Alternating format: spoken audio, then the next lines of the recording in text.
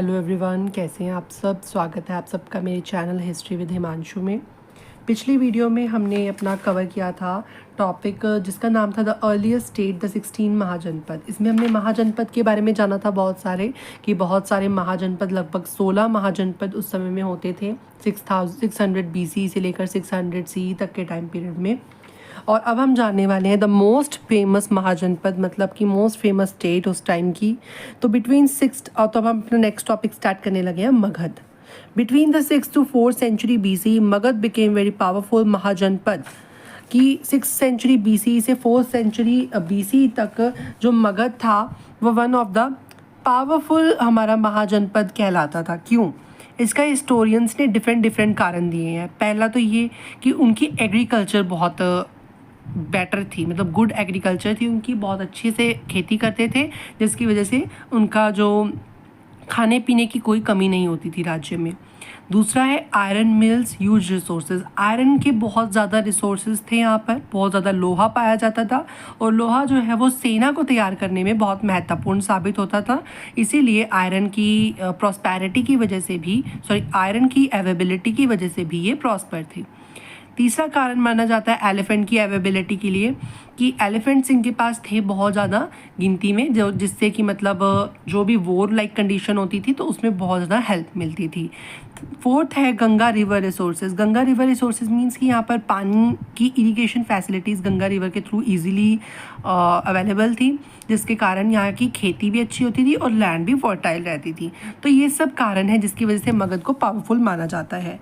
Many historian says that Magadha become powerful due to its powerful kings and rulers. बहुत सारे लोगों का ये भी कहना है कि मगध पावरफुल राज्य इसीलिए बना क्योंकि उसके राजे, जो भी वहाँ के किंग्स थे, रूलर्स थे, राज्य करने वाले रूलर्स थे, वो काफ़ी पावरफुल थे।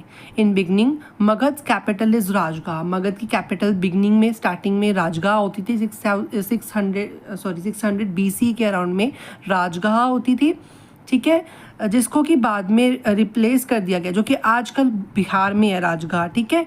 और बाद में इसको चेंज करके 4th century BC के अराउंड इस कैपिटल को चेंज करके पाटलिपुत्र में चेंज कर दिया जाता है, ठीक है। पहले राजगाह थी, फिर पाटलिपुत्र बन जाती है 4th century BC में। नेक्स्ट अपना टॉपिक है द अर्ली एम्पायर।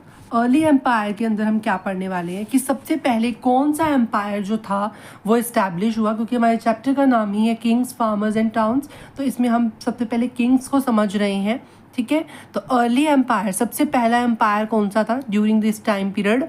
मगध के अंदर उस समय मौर्यन एम्पायर रूल कर रहा था, ठीक है। तो जो अभी हम पीछे पढ़ के आते हैं ना मगध, उस समय में कौन रूल कर रहा था मगध में मौर्यन एम्पायर रूल कर रहा था। ये एक तरीके का साम्राज्य था, एक राज्य जिसके अलग अलग राजा हुए हैं, ठीक है, और उन्होंने रूल किया है।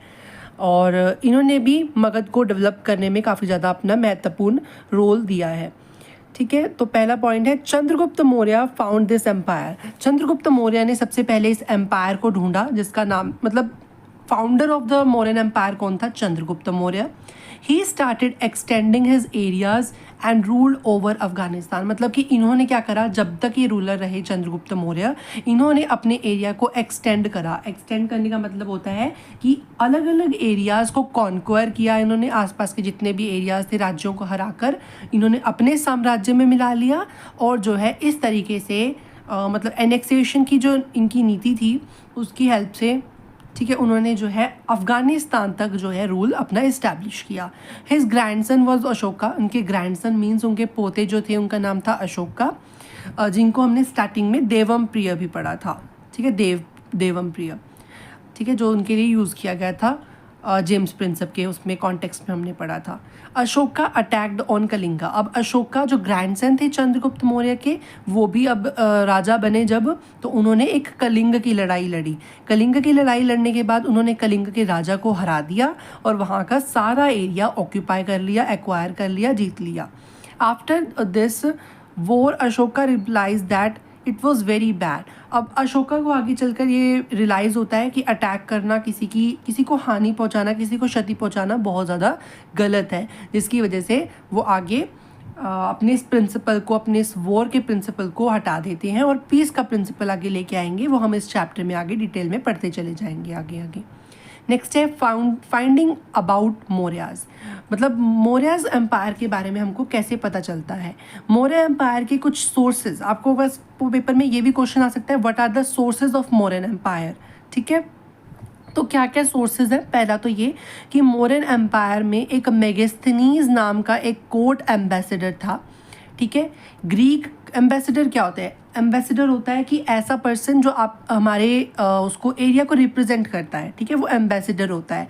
तो ऐसे ही मौर्यन एम्पायर, जो चंद्रगुप्त मौर्य का मौर्यन एम्पायर था, उसके एक बहुत ही बड़े एम्बेसडर थे उनके, जो मतलब अलग अलग जगहों पे जाकर मौर्यन एम्पायर को रिप्रेजेंट करते थे। तो उनका नाम था मेगास्थनीज। तो उन्होंने कुछ कुछ रिकॉर्ड लिखा है इनके बारे में, जिसके रिकॉर्ड से जो कि चंद्रगुप्त मौर्य के एम्बेसडर थे, तो उन्होंने कुछ ना कुछ रिकॉर्ड लिखा है मेगास्थनीज ने, जिससे हमें पता चलता है मौर्यन एम्पायर के बारे में। सेकंड पॉइंट है some of the information was through Arthashastra. Arthashastra क्या होता है, अर्थशास्त्र जो है वो एक कंपाइलेशन है। कंपाइलेशन मतलब कि एक रिटन फॉर्म में एक डॉक्यूमेंट है जो कि लिखा हुआ है कौटिल्य और चाणक्य ने। अब कौटिल्य और चाणक्य कौन थे, कौटिल्य और चाणक्य मिनिस्टर्स थे चंद्रगुप्त मौर्य के। ठीक है, उनके जो भी उनका दरबार था उसके मंत्री थे कौटिल्य और चाणक्य, और इन्होंने भी कुछ कुछ उसके रूल के बारे में, उनके रूल के बारे में लिखा हुआ है। ठीक है, some information was through Buddhist and Jain text. अब हमने स्टार्टिंग में ही पढ़ा था कि इस समय में बुद्ध और जैन धर्म बहुत ज़्यादा डेवलप हो रहे थे। तो जब ये धर्म डेवलप हो रहे थे, इन्होंने कुछ ना कुछ उनके बारे में लिखा जो उनके कॉन्टेम्प्रेरी थे। ठीक है, क्योंकि मौर्यन एम्पायर और जब भी बुद्धिस्ट और जैनिस्ट टेक्स्ट की डेवलपमेंट हो रही थी तो ये कॉन्टेम्प्रेरी थे। तो जो बुद्धिस्ट और जैनिस्ट राइटर्स थे तो उन्होंने इनके बारे में कुछ कुछ लिखा, जिससे हमें पता चलता है। नेक्स्ट है Ashoka use to write pillars. अब अशोका पिलर्स के ऊपर लिखा करते थे। ठीक है, पिलर एनग्रेविंग किया करते थे, जिसके थ्रू उन्होंने अलग अलग चीज़ें लिखी ब्राह्मी और खरोष्ठी लैंग्वेज में, जिससे हमें इंफॉर्मेशन मिली इनके बारे में।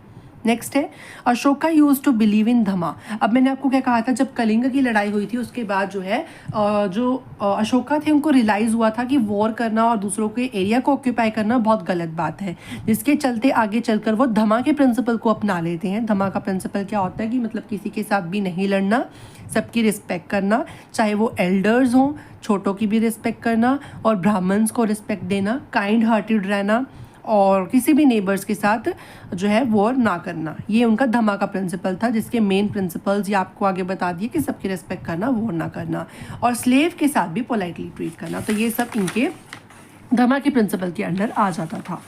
ठीक है, इस वीडियो में इतना ही। नेक्स्ट बाकी हम अपना next topic administration of Mauryan empire next video में स्टार्ट करेंगे।